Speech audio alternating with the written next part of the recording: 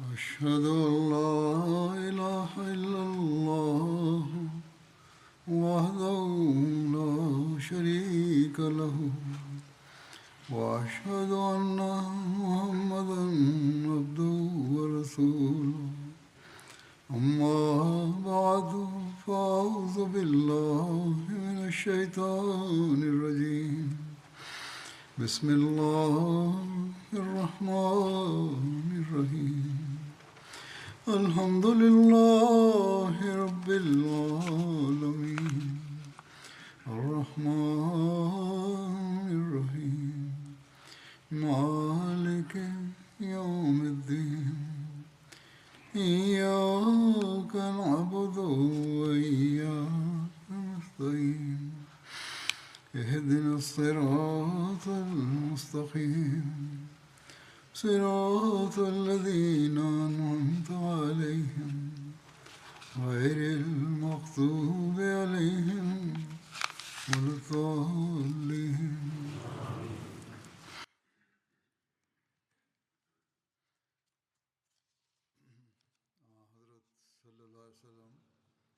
Vor der vergangenen Freitagsansprache wurden die Expeditionen und Schlachten aus dem Leben des heiligen Propheten sallallahu alaihi wasallam erwähnt. Dabei wurde auch die Expedition gegen den Stamm Banu Fazara thematisiert. In den Geschichtsbüchern wird in Bezug auf die Expedition gegen Banu Fazara eine Begebenheit erwähnt, die den Tod von Girfa betrifft. Einige Historiker haben diese Darstellung so wiedergegeben, woraus ersichtlich wird, dass sie nicht der Wahrheit entspricht. Im Werk Tabqatul Kubra steht geschrieben,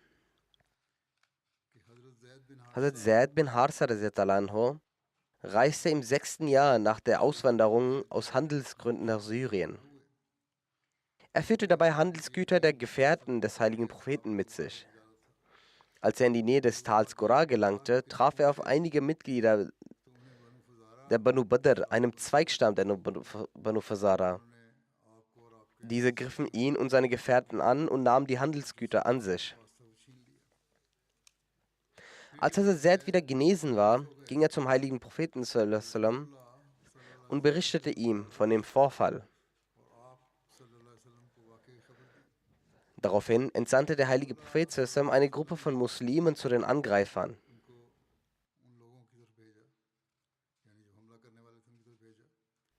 Die Muslime sind so gereist, dass sie sich tagsüber versteckten und nachts setzten sie ihre Reise fort. Doch die Banu Badr erfuhren von ihrem Plan.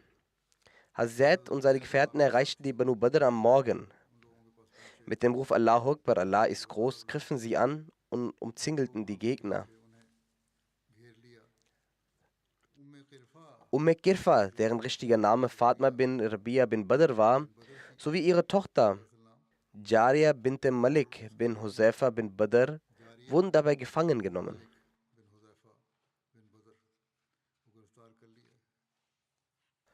Die Tochter Jariya wurde von Hazrat Salma bin Aqwa gefangen genommen und dem heiligen Propheten geschenkt. Der heilige Prophet schenkte sie anschließend Hazm bin Abi Wahab.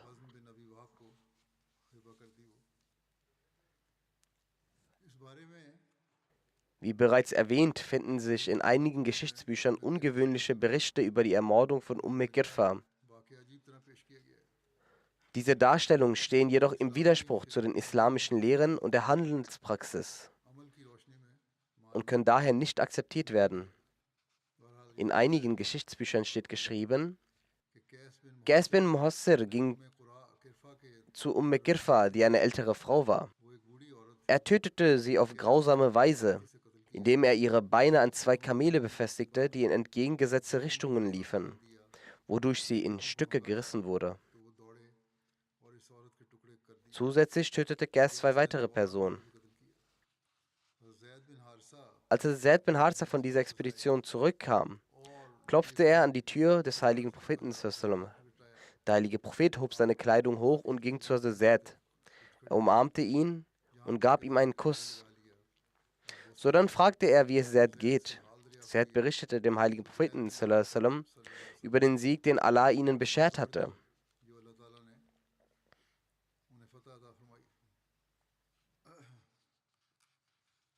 So wurde zumindest diese Begebenheit erwähnt, dass sie also Girfa in zwei Stücke gerissen wurde. Doch Hazrat Mirza Bashir Ahmad Sahib radiallahu anhu hat diese Begebenheit in beträchtlicher Art und mit sehr guten Argumenten erwähnt. Er schreibt, anstelle der oben erwähnten Expeditionen von Hazrat Abu Bakr hat Ibn Sa'd eine Expedition erwähnt, bei der Hazrat Zaid bin Harsa der Befehlshaber war. Mit anderen Worten, Ibn Sa'd erwähnt Zaid bin Harsa als den Befehlshaber dieser Expedition anstelle von Hazrat Abu Bakr. Darüber hinaus schreibt er auch in Details abweichend, dass diese Expedition dazu diente, die Banu Fazara zur Rechenschaft zu ziehen, die in der Nähe des Tals von Qura wohnten und die eine Handelskarawane der Muslime überfielen und ihre gesamten Reichtum und Waren gestohlen hatten.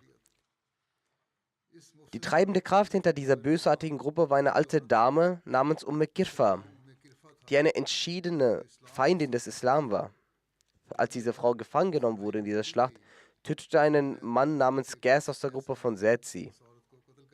Ibn Sa'd beschreibt die Geschichte des Mordes so,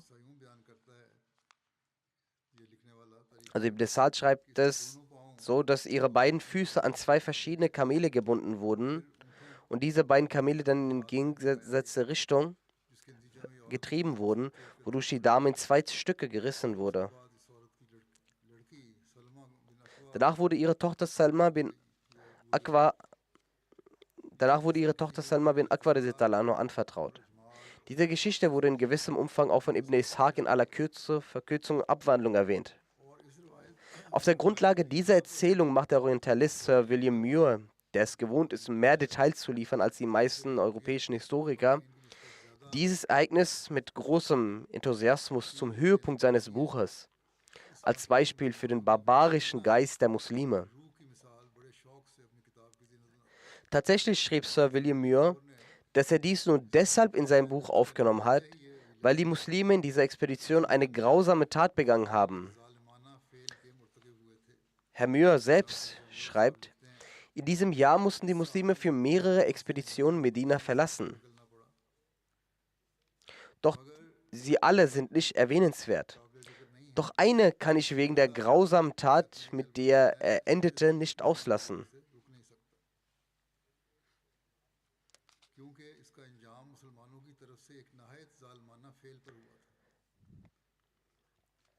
Das ist die Aussage von Herr William Muir. Als Entgegnung schreibt Hazrat Mirza Bashir Ahmad Sahib, ein Historiker, der in seinem Buch eine Begebenheit nur deshalb einer anderen Begebenheit vorzieht, weil sie den Beweis für die Brutalität und Rücksichtslosigkeit eines Volkes liefert und sie zum Höhepunkt seines Buches macht, ist in Wirklichkeit nicht würdig, als unvoreingenommener Forscher bezeichnet zu werden. Also er selbst schreibt, dass er andere Begebenheiten auslässt und nur diese erwähnt. Das zeigt, dass er kein unvoreingenommener Forscher war. Shisab schreibt weiter, denn es ist nicht zu erwarten, dass sich ein solcher Mensch mit der Frage beschäftigt, ob dieses Ereignis der Brutalität überhaupt wahr ist oder nicht. Denn damit geht ihm ein Beweis zu seinem Gunsten verloren. Auf jeden Fall hat Herr Muir diesen Bericht in seinem Buch mit besonderem Enthusiasmus verfasst. Wie sich nun zeigen wird, war diese Begebenheit jedoch völlig falsch und entbehrte jeder Grundlage. Darüber hinaus wird diese Erzählung sowohl hinsichtlich der Aufzeichnungen als auch der Rationalität als gefälscht entlarvt. Unter dem Gesichtspunkt der Rationalität, der Logik, sollte man wissen, dass es völlig unhaltbar ist, eine Frau, die nicht des Mordes überführt ist, einzusperren und sie dann in aller Ruhe zu töten und sie dann auf die Art und Weise zu töten, wie es in dieser Erzählung berichtet wird. Der Islam verbietet sogar das Töten von Frauen auf dem Schlachtfeld. Und wir haben bereits die Anweisung des heiligen Propheten erwähnt, die er in der grundlegenden Diskussion über den Dschihad zum Verbot des Tötens von Frauen gegeben hat.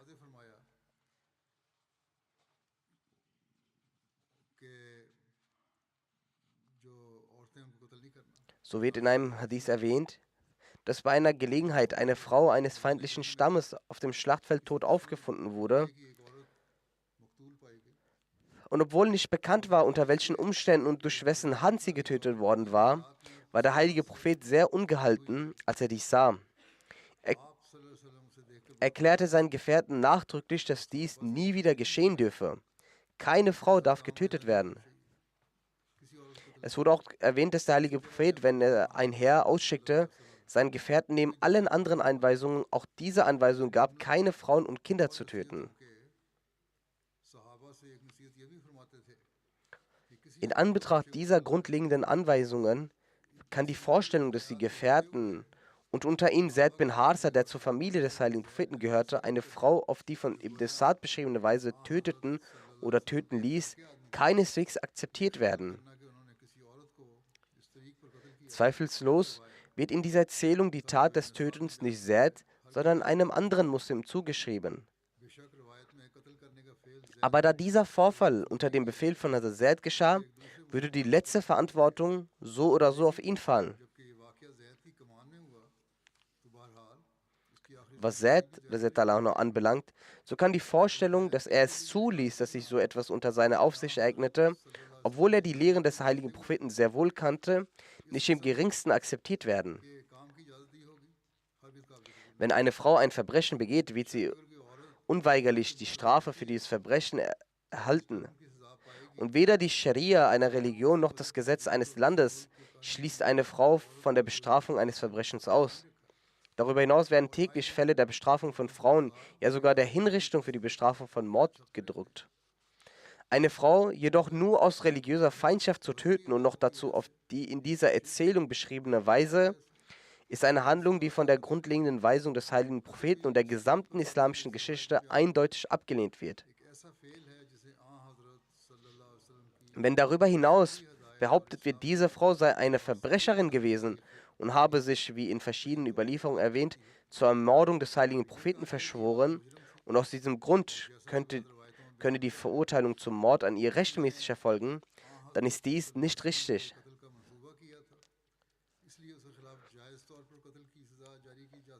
Aber die Frage ist, wenn die Gefährten des heiligen Propheten keine schwereren und bösartigeren Verbrecher als Girfa und noch dazu männliche Feinde auf diese Weise getötet haben, dann ist die Vorstellung, dass eine ältere Dame unter der Aufsicht eines gut informierten Gefährten wie Zaid bin Harsa auf diese Weise behandelt wurde, völlig inakzeptabel. Aus einer rationalen Perspektive ist die Falschheit und Erfindung dieser Geschichte offensichtlich und klar. Und kein unparteiischer Mensch könnte daran zweifeln. Nun bleibt der Aspekt der Überlieferung. Erstens haben Ibn Sa'd oder Ibn Ishaq diese Erzählung nicht bestätigt.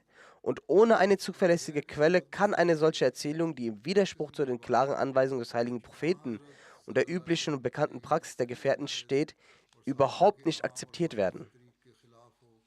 Zweitens wurde genau dieser Bericht in Sahih Muslim und Sunan Abi Dawud, zwei sehr authentischen Büchern des Hadiths, erwähnt, aber die Erwähnung der Tötung von Girfa wurde dabei überhaupt nicht erwähnt. Außerdem unterscheidet sich dieser Bericht in verschiedenen anderen Details von dem von Ibn Sa'd und anderen. Außerdem werden die Sahih Ahadith definitiv und allgemein als weitaus zuverlässiger und vorzugswürdig akzeptiert. Aus diesem Grund haben die Überlieferungen von Ibn Sa'd und anderen kein Gewicht im Vergleich zu denen von Sahih Muslim und Sunan Abi Dawud. Diese Unterscheidung wird noch deutlicher, wenn wir bedenken, dass Ibn Sa'd und Ibn Ishaq ihre Überlieferungen ohne jegliche Begläubigung erwähnt haben. Imam Muslim und Abu Dawud hingegen eine vollständige Begläubigung für ihre Überlieferung vorgelegt haben. Also diese Überlieferungskette, meint Tasur, so oder so, im Vergleich zur Vorsicht der Hadith-Experten, die sehr umsichtig arbeiteten, besitzen die allgemeinen Erzählungen der Historiker keinen Wert. Die Art und Weise, wie dieser Bericht in Sahih Muslim Sunan Abi Dawud aufgezeichnet wurde, ist bereits oben erwähnt. Darin wird die Tötung von Girfa nicht einmal erwähnt. In den Überlieferungen von Muslim Abu Dawud wird der Name von Girfa nicht erwähnt. Und auch der Name des Befehlshaber wird als Abu Bakr anstelle von Zaid angegeben. Unabhängig davon können wir uns nicht vorstellen, dass es sich bei dieser Expedition um eine ganz andere handelte, da die übrigen wichtigen Details in ihrer Gesamtheit übereinstimmen. Zum Beispiel, in beiden Überlieferungen wird beschrieben, dass diese Expedition gegen die Banu Fazara war. In beiden wird erwähnt, dass der Häuptling der Banu Fazara eine ältere Dame war. Beide Überlieferungen erwähnen die Gefangenschaft dieser Dame. In beiden Überlieferungen wird erwähnt, dass diese Dame eine Tochter hatte, die ebenfalls mit ihr verhaftet wurde. Fünftens, beide Überlieferungen erwähnen, dass dieses Mädchen dem Los von Salma bin Aqwa gegeben wurde. Darüber hinaus gibt es auch bei anderen Fakten Ähnlichkeiten. Überlegen Sie nun, ob es angesichts dieser bedeutenden und grundlegenden Gemeinsamkeiten für einen Menschen möglich ist, sich vorzustellen, dass es sich um zwei verschiedene Berichte handelt. Wir stützen uns jedoch nicht allein auf diese rationale Argumentation, vielmehr haben Forscher der Vergangenheit eindeutig geschrieben, dass der Bericht von Sahih Muslim und Sunan Abi Daud derselbe ist, den Ibn Sa'd auf andere Weise aufgezeichnet hat. So haben Allama Zurqani, Imam Suhaili und Allama Halabi eindeutig geschrieben, dass dies derselbe Bericht ist, den Ibn Sa'd und Ibn Ishaq fälschlicherweise in der Geschichte von Girfa erwähnt haben. Ein weiterer Beweis dafür, dass es sich um dieselbe Erzählung handelt, ist, dass Tabari diese beiden Erzählungen nebeneinander erwähnt und deutlich geschrieben hat, dass beide Erzählungen ein und dieselbe sind. Daher ist es völlig unbestreitbar, dass in der von Muslim und Abu Daud aufgezeichneten Erzählung von Salma bin Aqwa genau derselbe Bericht erwähnt wurde, den Ibn Sa'd und Ibn Hisham fälschlicherweise unter dem Namen die Expedition von Girfa ausgezeichnet haben. Außerdem ist die Erzählung der Sihah, also der 6 authentischen Hadith-Büchern, die mit Beglaubigung erwähnt wurde, also mit der richtigen Überlieferungskette, und von einem erzählt wird, der an dem Ereignis auch teilgenommen hat, in jedem Fall würdig der nicht begläubigten Erzählung von Ibn Sa'd und Ibn Hisham vorzuziehen. Aus diesem Grund gibt es keinen Raum für Zweifel an der Tatsache, dass der Bericht über den barbarischen Mord von Girfa ein völlig falscher Bericht ohne Grundlage ist, der aufgrund der Gunst eines verborgenen Feindes des Islam oder eines Heuchlers seinen Weg in einige historische Erzählungen gefunden hat. Die Wahrheit ist, dass die Wahrheit dieser Expedition nichts anderes ist als das, was Muslim und Abu Daud erwähnt haben. Es ist nicht überraschend, dass ein fehlerhafter Bericht in die Geschichte eingegangen ist, denn solche Beispiele finden sich in der Geschichte jedes Landes und jeder Nation. Erstaunlich ist jedoch, dass ein Mann wie Sir William Muir diesem falschen Bericht ohne jede Untersuchung einen Platz in seinem Buch einräumt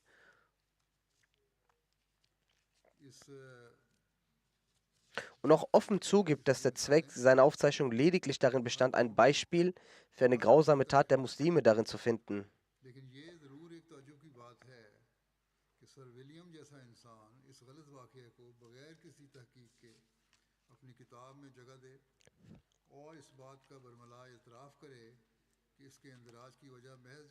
Kurz gesagt, dieses Ereignis ist nicht korrekt und fand in dieser Form auch nicht statt.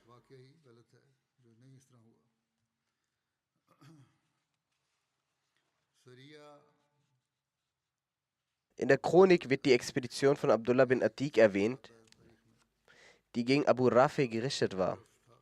Ibn Sa'd gibt an, dass diese Expedition im Monat Ramzan, dem 6. Jahr nach der Auswanderung, unternommen wurde. Also Mirza Bashir Ahmed Sahib sagt dazu in seiner Recherche, die auf verschiedenen Geschichtsbüchern basiert, Folgendes: Hinsichtlich des Datums der Tötung von Abu Rafi gibt es Abweichungen in den Überlieferungen. Bukhari erwähnt nach dem Vorbild von Zuhri, ohne ein genaueres Datum anzugeben, dass dieses Ereignis nach der Tötung von Ka'b bin Ashraf stattfand, was zumindest schon mal stimmt. Wahrscheinlich wurden diese beiden Ereignisse zusammen erwähnt, weil sie in derselben Kategorie fallen.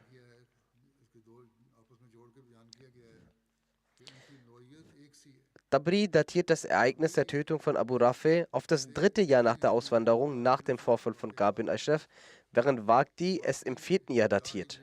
Ibn Hisham, der sich auf Ibn Ishaq beruft, gibt schlichtweg an, dass es sich nach der Expedition gegen die Banu Qurayza ereignete, welche Ende des 5. Jahres nach der Auswanderung stattfand, was nahelegt, dass dieses Ereignis in den Anfangsmonaten des 6. Jahres datiert werden könnte. Ibn Sa'd hingegen datiert ausdrücklich das 6. Jahr und die Mehrheit der Historiker folgt auch dieser Ansicht. Wallahu alam, Allah weiß am besten. Ibn Ishaq schildert: Die Grabenschlacht war vorüber und auch die Angelegenheit rund um die Banu Qurayza hatten ihren Abschluss gefunden. Salam bin Abi Hukayk, auch bekannt als Abu Rafi, gehörte zu denjenigen, die ein Heer gegen den heiligen Propheten aufgestellt hatten.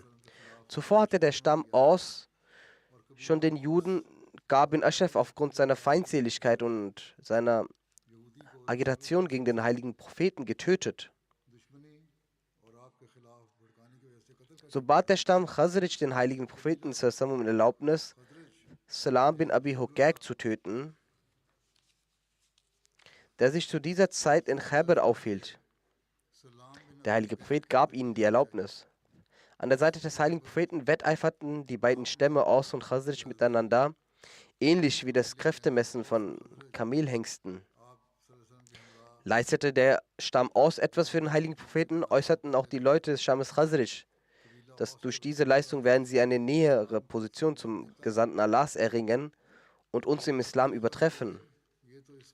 Also ließen sie nicht ab, bis sie nicht eine ähnliche Leistung vollbracht hatten.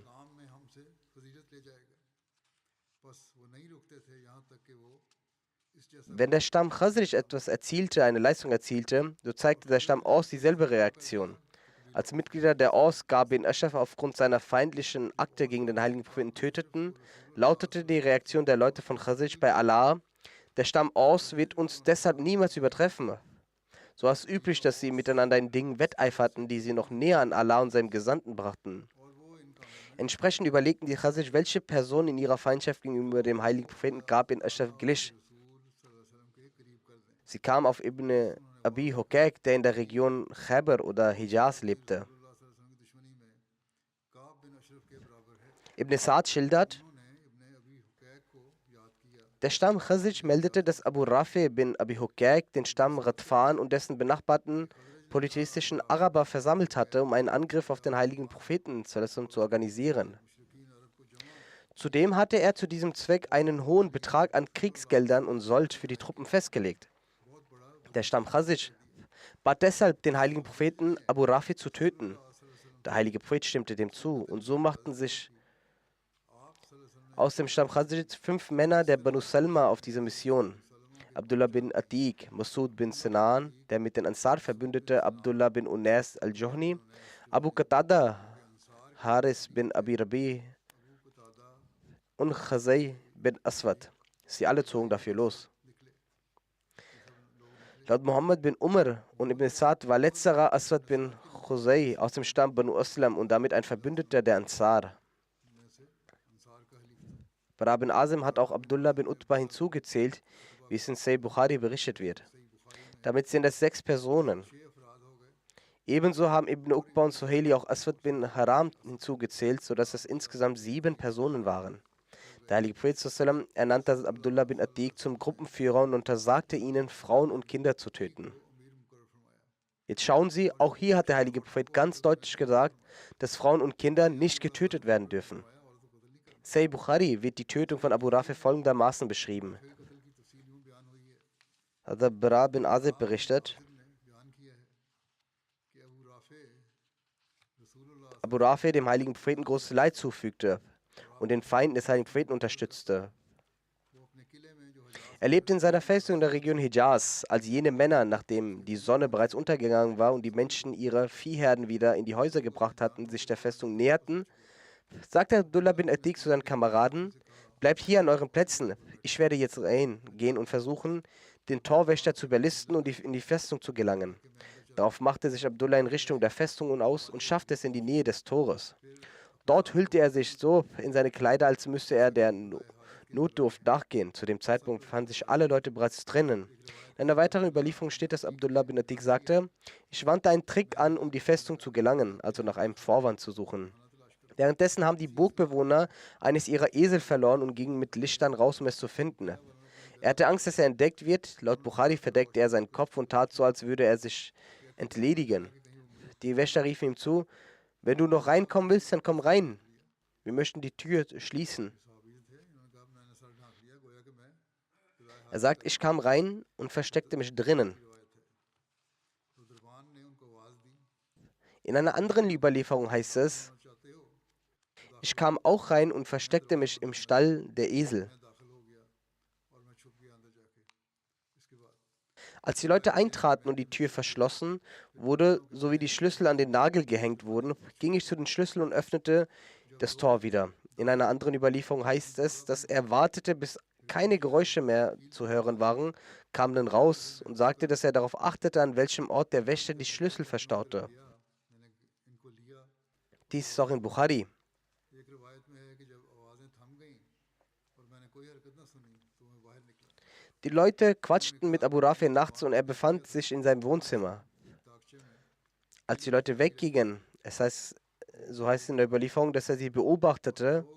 In einer anderen Überlieferung hieß es, dass die Leute bei Abu Rafi zu Abend gegessen hatten und sie bis tief in der Nacht quatschten und dann zu ihren Posten zurückkehrten. कहते मैं देखता रहा तो मजलिस लगी हुई है। Dies ist auch aus Bukhari. Ich ging zu ihm und schloss jede Tür hinter mir zu. Ich sagte zu mir selbst, dass falls diese Leute mich bemerken sollten, werden sie mich so lange nicht fassen können, bis ich ihn nicht getötet habe. Bukhari की रिवायत है तो मैं उसकी तरफ चढ़ा और हर दरवाज़ा जो मैं खोलता उसको अंदर से बंद करता जाता था। मैंने अपने दिल में कहा Ich kam zu ihm und in einer anderen Überlieferung heißt es, dass ich dann zu seinen Zimmern kam und sie von innen verschloss. मुझ तक नहीं पहुंच सके। Und danach ging ich zu einer Treppe zu Abu Rafi. दूसरी रिवायत में है कि फिर मैं उनकी कोठरियों के दरवाजे की तरफ गया। Dies ist auch aus Sahih Bukhari. इसके बाद एक सीढ़ी पर से चढ़कर मैं अबू राफे के पास गया। Dann steht geschrieben, ich sah, dass er in einem dunklen Zimmer auf seinem Bett liegt. Ich erkannte nicht, wo er im Zimmer liegt und rief, O Abu Rafi. मुझे पता न था चला कि वो Dieser antwortete, wer ist da? कहा है Abu Rafe. Ich sprang sofort in die Richtung, woher die Stimme kam und griff ihn mit dem Schwert an. Doch der Angriff brachte nichts. Er fing an zu schreien. Dann ging ich aus dem Zimmer und wartete kurz und ging wieder rein, als würde ich ihm helfen wollen und fragte, Abu Rafi, was ist das für ein Geräusch? Hierbei änderte ich meine Stimme. थोड़ी देर ही ठहरा था Dieser antwortete, möge deine Mutter sterben, jemand war hier im Zimmer und hat mich mit seinem Schwert angegriffen. और मैंने अपनी आवाज़ बदली।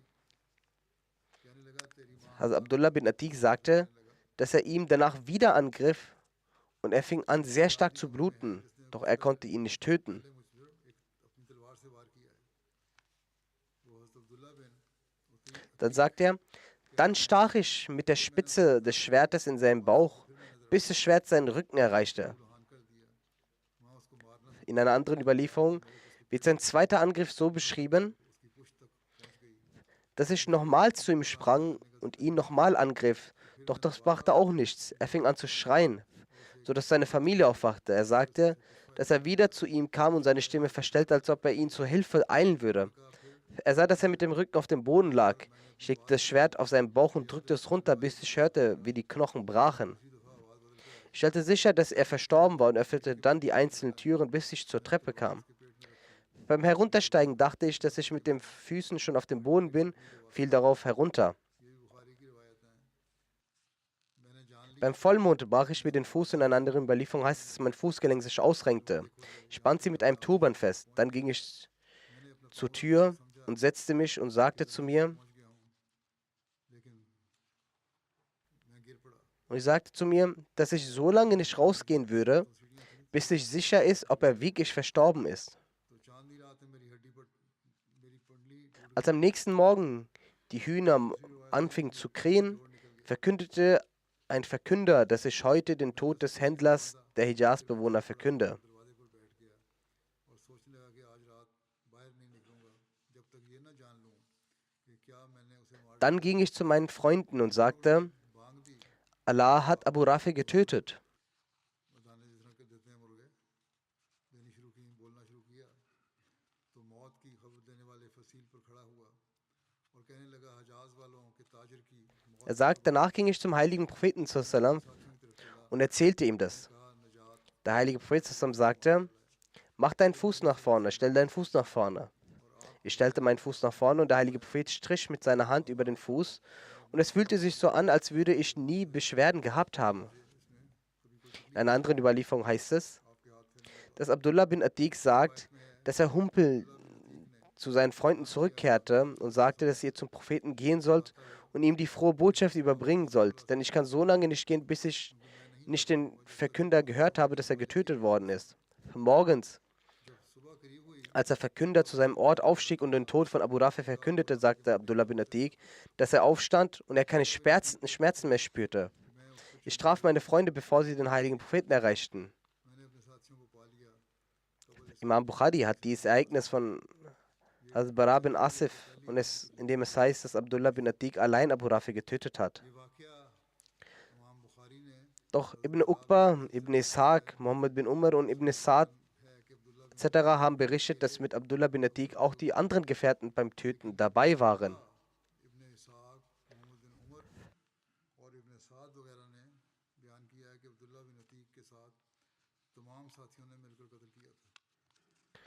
Also Mirza Bashir Ahmad Sahib hat dies auch analysiert und erläutert. Er sagt, die Unruhestiftung und Anzettelung der jüdischen Oberhäupter resultierte in einem gefährlichen Konflikt zur Schlacht von Ahzab, der Grabenschlacht gegen die Muslime am Ende des Jahres des 5. Unter ihnen hatte Hui bin Akhtab zusammen mit den Banu Qurayza sein Schicksal bereits ereilt. Aber Salam bin Abil Hukayk, dessen Bezeichnung Abu Rafi war immer noch offen engagiert im Unruhestift in der Region Khyber. Vielmehr verstärkte das demütigende Scheitern der Bestrafung der Grabenschlacht und das schreckhafte Schicksal der Banu Qurayza seine Feindseligkeit.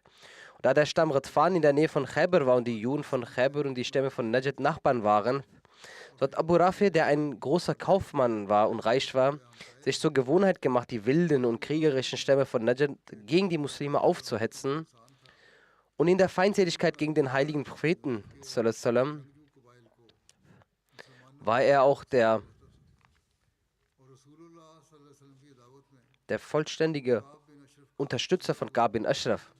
Daher unterstützte er in der erwähnten Zeit die Radfan mit großer finanzieller Unterstützung, um einen Angriff auf den heiligen Propheten sallam durchzuführen. Er gab ihnen viel Reichtum.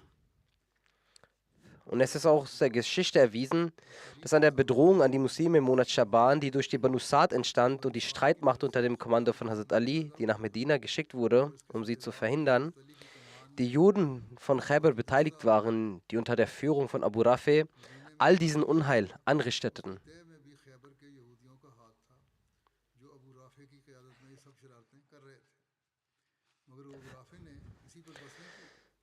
Seine Wut und Feindschaft verlangte nach dem Blut der Muslime und die Person des heiligen Propheten war ihm ein Dorn im Auge. Schließlich plante er deshalb, wie bei der Schlacht von Ahzab, die Grabenschlacht, die Stämme von Najd, wie Radfan und andere Stämme zu besuchen. Er versammelte ein Heer zur Vernichtung der Muslime. Nach der Grabenschlacht stellte er ein neues Heer zusammen, um die Muslime erneut anzugreifen. Als es dazu kam und vor den Augen der Muslime erneut die Bilder der Grabenschlacht kamen die Ansar des Stammes Khazraj zum heiligen Propheten sallam, und sagten, als Antwort auf diese Planung ist es nur, dass man irgendwie den Stammesoberhaupt Abu Rafi tötet. Sie sagten, das ist der einzige Weg. Angesichts der bestehenden Unruhen stimmte der heilige Prophet sallam diesem auch zu.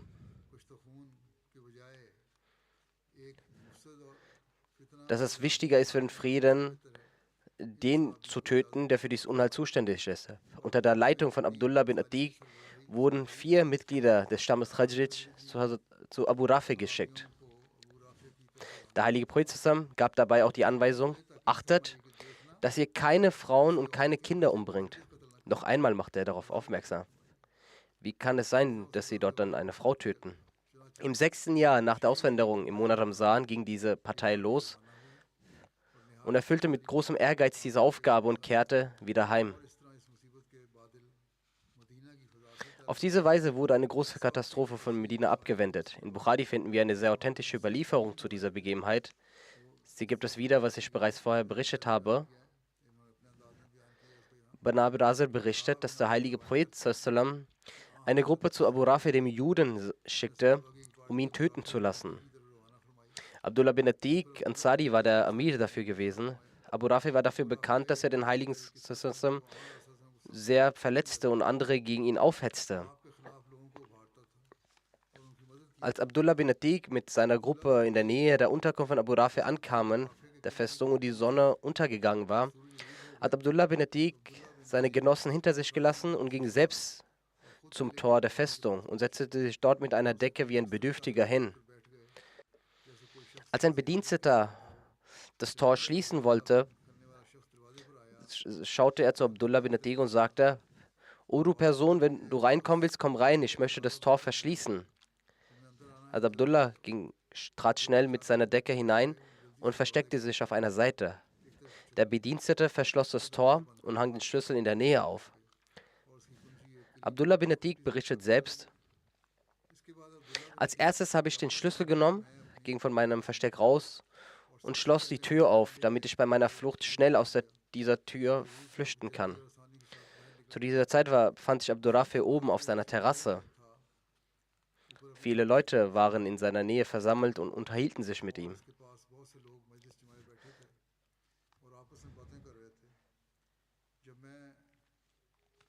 Als diese Leute aufgestanden waren und es ruhig wurde, bin ich die Treppen zu Abu Rafi hochgestiegen und verschloss jede Tür hinter mir, durch die ich durchging.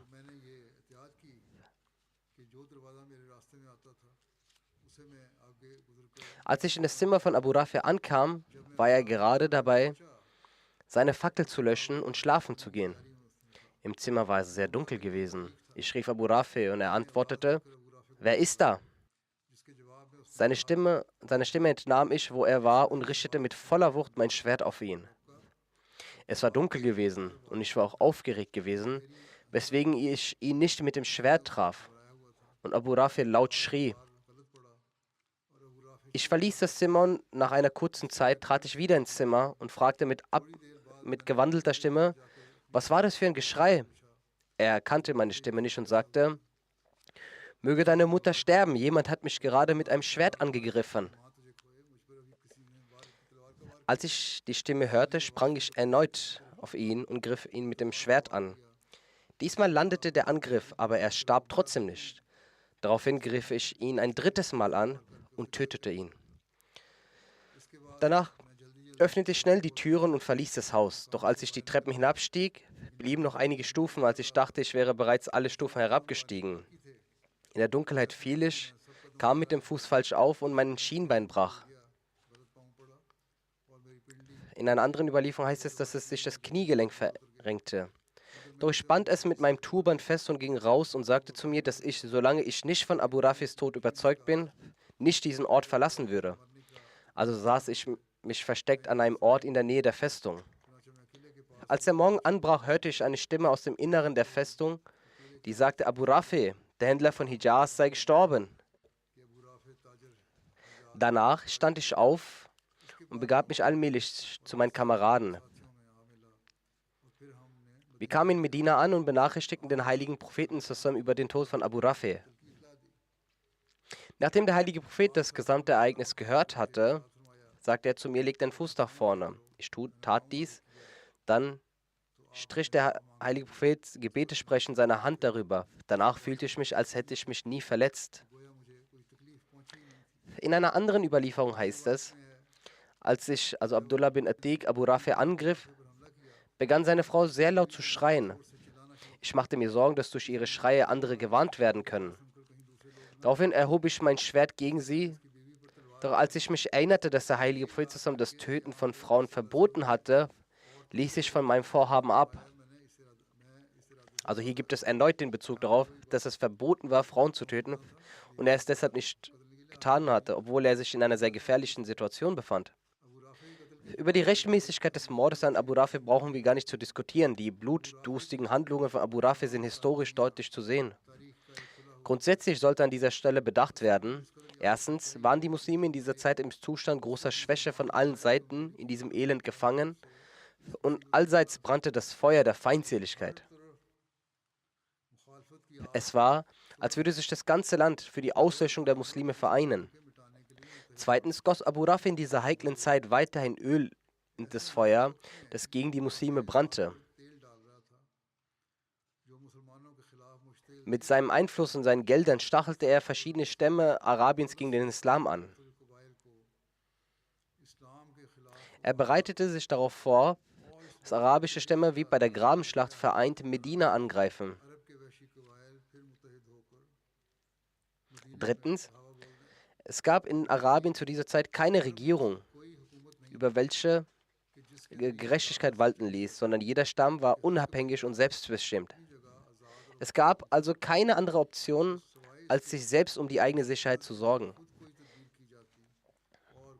Viertens waren die Juden bereits vorher gegen den Islam in Feindschaft und es herrschte bereits ein Kriegszustand zwischen Muslimen und Juden.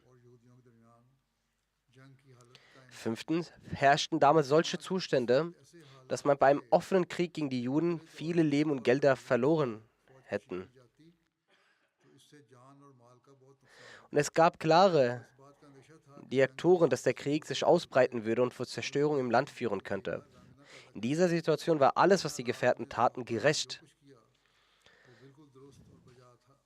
Und in solchen Zeiten, wo man durch einen Krieg geht, sind solche Handlungsweisen absolut legitim zu betrachten. In jeder Ära wurden diese von den Leuten genutzt, zu jeder Zeit. Aber wie schade, in der heutigen Zeit ist die Sympathie auf Seiten des Feindes und in solch einem Ausmaß vorhanden, dass dieser zum Helden wird. Wir sehen dies heute, dass der Tyrann zum Helden wird und die Empathie seiner Leute genießt. Wenn man diesen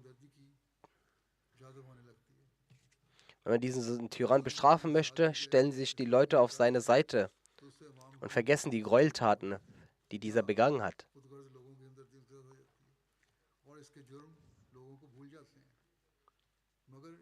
Aber beim Islam sind wir uns sicher, dass er sich niemals auf der Seite von Lügen und Unwahrheiten stellt. Er bestraft den Täter und sieht ihn als Täter an und sieht diese Bestrafung auch als Segen für das Land und die Gesellschaft. Er lehrt, sich von dem abgestorbenen Teil des Körpers zu trennen und steht nicht dahinter, dass eben jener tote Teil des Körpers dem gesunden Teil einen Nutzen bringt. Und soweit es um die Art der Bestrafung geht, wurde schon genannt, dass in Anbetracht der Lage des damaligen Arabiens und der Situation dieses speziellen Krieges, welches zwischen den Juden und Muslimen stattfand, diese Handlung zur Praktik wurde.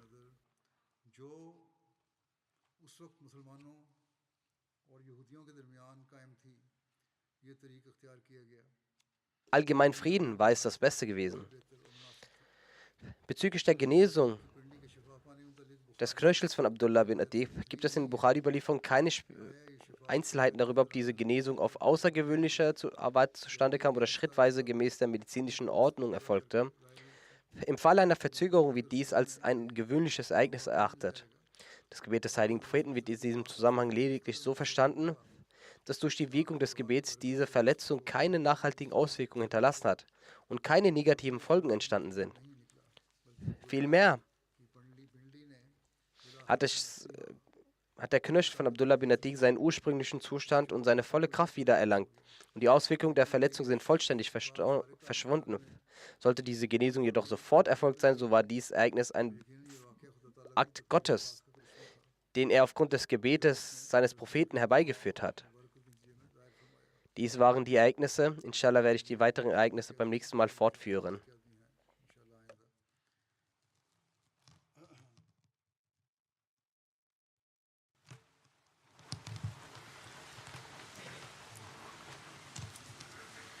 Alhamdulillah, nahmaduhu wa nasta'inuhu wa nastaghfiruh wa nu'minu bihi wa natawakkalu alayh wa na'udhu billahi min shururi anfusina wa min sayyiati a'malina man yahdihillahu fala mudilla lahu ومن يضلل فلا هادي له ونشهد أن لا إله إلا الله ونشهد أن محمدا عبده ورسوله عباد الله رحمكم الله إن الله يأمر بالعدل والإحسان وإيتاء ذي القربى وينهى عن الفحشاء والمنكر والبغي يعظكم لعلكم تذكرون اذكروا الله يذكركم وادعوه يستجب لكم ولذكر الله أكبر